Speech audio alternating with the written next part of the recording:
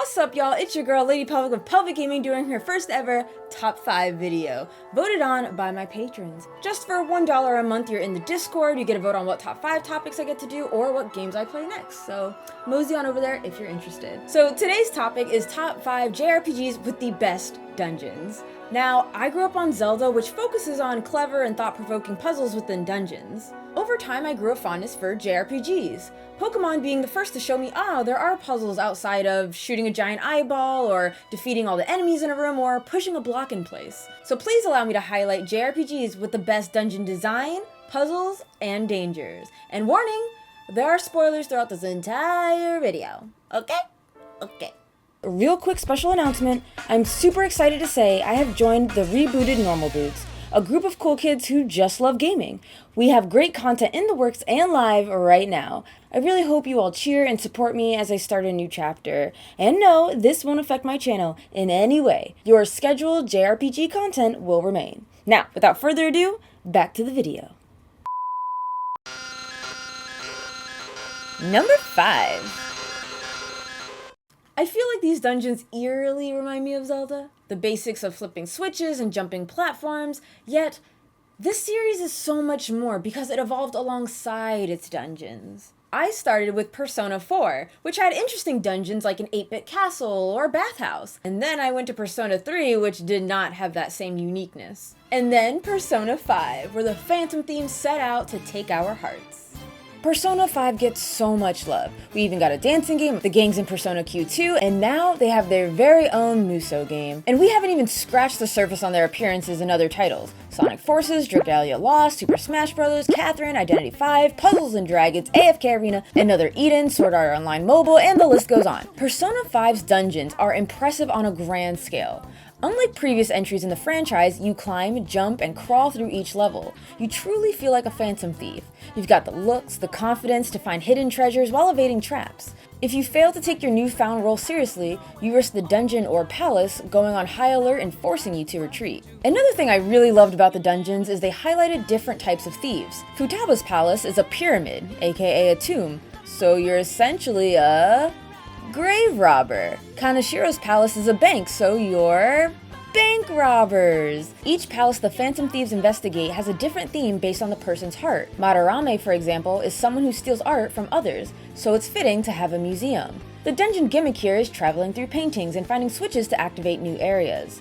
The bank dungeon is honestly one of my favorites because you're literally inside a vault at a point. I thought that was so creative and fitting for a dungeon modeled after a bank. In one of the later dungeons, you're stripped of your Phantom Thief powers and turned into rats, forced to scurry along the ship floors unable to hit switches and open doors.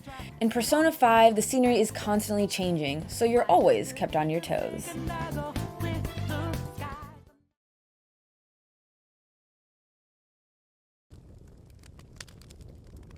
Oh hey, number 4. So, a big reason I started this channel was to see why PlayStation 1 JRPGs reigned supreme. Growing up, I was primarily a Nintendo Sega girl, and my PlayStation was really only used for Spyro. Which is a shame because I learned it housed so many wonderful JRPGs. Grandia, Suikoden 1 and 2, Final Fantasy 9, Legend of Mana, Xenogears, Breath of Fire 3 and 4, and The Legend of Dragoon. If you've seen my review, you know I have a positive opinion of The Legend of Dragoon, time button presses aside. But damn it, this game has excellent dungeons. It's expected to see a change in color palette when transitioning to a forest, a volcano, or a cavern, but where I think The Legend of Dragoon takes that extra step is a different fixed perspective, which is aided by the pre-rendered backgrounds. Sometimes you're in third person, other times it's bird's eye view. I believe it gave the player something to look forward to when entering a new area. The player had to readjust, but not to the point where it was uncomfortable or too jarring. Sometimes the camera was in a corner, other times it was wide and you got to see the entire picture. I was so appreciative of the teal icons showing the player what was and wasn't an area you could go to. I think sometimes seeing what is interactable is lost in translation in pre-rendered backdrops. That small touch alleviated all of that without being an eyesore. Even seeing little animations like skipping over rocks or riding carts offered something visually refreshing. The Legend of Dragoon also had scale, which I'm finding out I really like. It honestly didn't occur to me how much I enjoy volume, height, and depth in a level. That feeling like I'm ascending or descending aside from simply going up a pair of stairs. And finally, the dungeon gimmicks, they're all great. One of the early ones is a kind of lost woods trope, although you don't really return to the beginning. You leave one end and reappear at another. A simple twist, but engaging. My favorite is a warped gravity area, where you're walking upside down and floating on rocks that are taking you up to the top. It's so bizarre, yet amazing for a game that came out in 1999. 1999, people!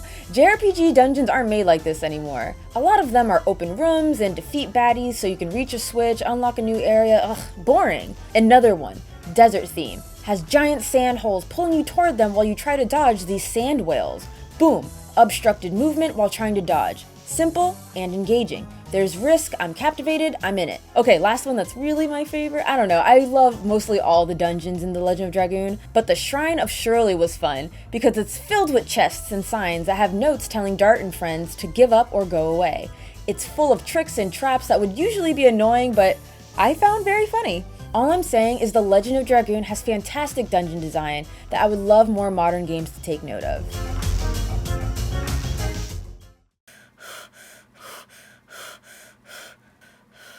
Okay, I think I'm safe from number 3. Simplicity. Sometimes simple is better. You don't need to encumber a dungeon with fancy puzzles, strong enemies, and several activities in one spot. Maybe you need a little incentive with some out-of-the-box thinking. Mentioned before, usually modern JRPGs bore me with their dungeons, but Octopath Traveler, released back in the summer of 2018, a breath of fresh air. The dungeons are simple and beautiful, accompanied with somber melodies. There are no traps or barrages of enemies waiting behind closed doors. It's best described as a pop-up book, and how hidden paths lead to the treasure chest in the foreground. With the blurred effect around the edges and a gentle fog or deep shadows, passages could easily be overlooked. But when you found them, there was usually a treat waiting for you at the end. I think sometimes developers and even consumers want more, and more. Fill up those dungeons with actions, booby traps, enemies, gimmicks. If you weren't interested in figuring out how to obtain the chest, the dungeon was straightforward enough that you could get to the boss. The player gets to decide how long they want to spend in an area, rather than hitting a roadblock. Bravo, Octopath Traveler, for its ingenious ways of utilizing its gorgeous environments to hide precious treasure and allowing players to enjoy the dungeons at their own pace.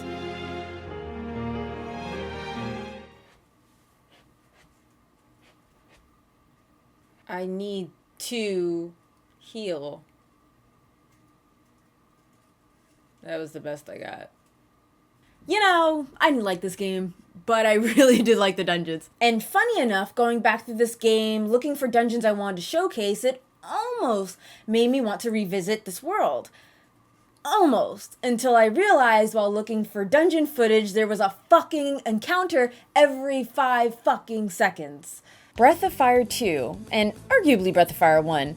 I'm going to focus on Breath of Fire 2 because I do think it was a step up, but the first game had some incredibly impressive dungeons as well. Despite the horrible translation and unreasonably high encounter rate, I mean it was absolutely bananas, but Breath of Fire 2 had quite a few dungeons with a fun twist. One being on Mount Roko, where you're chasing after Joker's gang, who kidnapped Nina's sister, Mina. The goons will tell you about the boss's family, and some will quiz you. Getting it right will have the gates open, otherwise prepare for battle. Or the Drywall dungeon, where you use turtles to navigate the cavern and later save villagers. It's not enough to find them, but you gotta take out the Chiroru that's hanging off of them like a lovable facehugger. Or alternatively, you could simply kill the villager like a savage, but it won't count as saving them. Depending on how many people you save, Ray teaches you a useful spell, and will open up what carpenters are available for your town. Breath of Fire 2 certainly isn't exempt from the occasional boring halls and corridors, but for the most part, I thought for Capcom's second RPG, they did pretty well. Plus, to make it a little bit more interesting, each character would have a special ability that helped the party traverse the land. Most of which was limited to the overworld, but sometimes Sten's stretchy arms came in handy. But why the older Breath of Fire games are placed on this list is how the limitations bred creativity. And something I have never seen done is the memory dungeon. Instead, the entire party appears farsighted, thus distorting you. Listen, I've been in areas where you have to choose north, east, south, west path in a specific order. I've been in complete darkness. I've been in situations where every time you enter an area, the building moves. But I have never been farsighted. And this is where limitation breeds creativity. Little old Breath of Fire 2 on SNES out here bringing the heat like I've never seen. I also enjoy whatever ground you're on when the battle begins, the background fits the scenario. It's such a small detail, and they didn't have to go as hard as they did, but I appreciate it. Okay, one last dungeon I gotta talk about that just cracked me up is the Wildcat Cafe.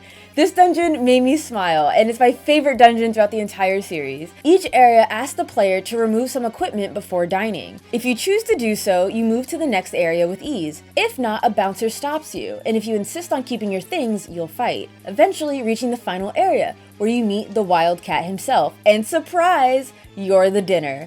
This dungeon pretty much said, do you want to fight a bunch of fights, and then fight the boss with all your goodies, or do you want to fight the final boss naked?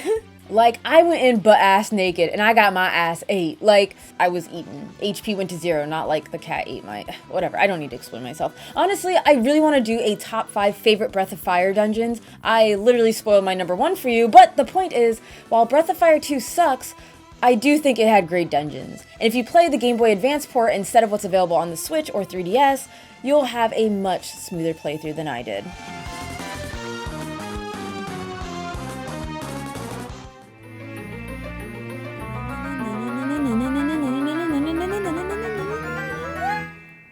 Number 1! And now we reach the end, and hilariously enough, this is another game I don't like. But if there was one thing this game did right, it was the dungeons. By building upon its predecessor, it perfected the formula. Every time I entered a new dungeon, I was like, okay, what are we doing? What's the catch? I was thrilled to get started. We're kicking it back to the 2000s when Wild Arms 2 cursed the Western world. Now, I have a boatload of problems with Wild Arms 2. The navigation, the main villains, the translation, but despite all of that, the dungeons were the best, mixing both simple move block puzzles to more environmental dangers. There are 2 things that Wild Arms 2 does that made me fall in love. If you're coming from the first installment, you'll recall how limiting the camera angles were on the environment. In Wild Arms 2, you can run this bitch around a full 360 and see hidden interactable objects, or enemies lurking around corners. This was the best thing Wild Arms 2 could have done for its dungeons, because it expanded what players could do and see. The second thing they did very well was the structure of all dungeons. The first room of the dungeon is very simple. There are bats. They can knock you over. Cool, bats are bad. Then later in the dungeon, what if we had swarms of bats all over the room, filled with holes? A lot more dangerous, isn't it? And that's what I love about Wild Arms 2, is they build on top of themselves. You will never go through rooms that are just uneventful halls. You always gotta keep your eyes peeled. Plus, something I always love are character tools or overworld abilities. Much like Breath of Fire, each character has different abilities or tools, like bombs or fireballs that are used to solve puzzles or avoid traps. I cannot think of another game that excites me more in the dungeon department than Wild Arms 2. Great puzzles, great use of 3D environments, and bomb-ass music by the legendary Michiko Naruki. You can expect every dungeon to be fun, except the Millennium Puzzle dungeons. Those are just annoying. So in conclusion, if you want JRPGs with top-tier dungeons that will make you use your noggin, this is what I'd recommend. I mean, not all the dungeons I listed are puzzle heavy, but they're all unique in their own way. Point is, if you're someone who enjoys puzzles or breathtaking scenery or some challenge outside of combat, these are the games I'd recommend. Of course, I like to pass the question on to you. What are some JRPGs with dungeons? As always, I look forward to reading your comments. Thank you so much for watching, and shout out to Toki, the script editor of this video. I have been in a slump, and she really came through and made this script worth reading. Anyways, thank you all again so much for watching. Top box are more top 5 videos like this, and the bottom box is the Normal Boots Hardcore series, which I'm a part of. I played Minecraft for the first time on the hardest difficulty with the homies, and it did not bode well. If you want to see chaos ensue, be sure to check it out. And later today, the Normal Boots gang will be streaming Among Us and Jackbox on the Normal Boots Twitch channel. And lastly, don't forget to check out my Patreon, where we are voting on the next top 5 video right now. So for $1, get your voice heard and join my Discord. Whew, that was a lot of info, but I love your faces. Please, please, please support me through this new journey, and I will see you in the next video. Mwah!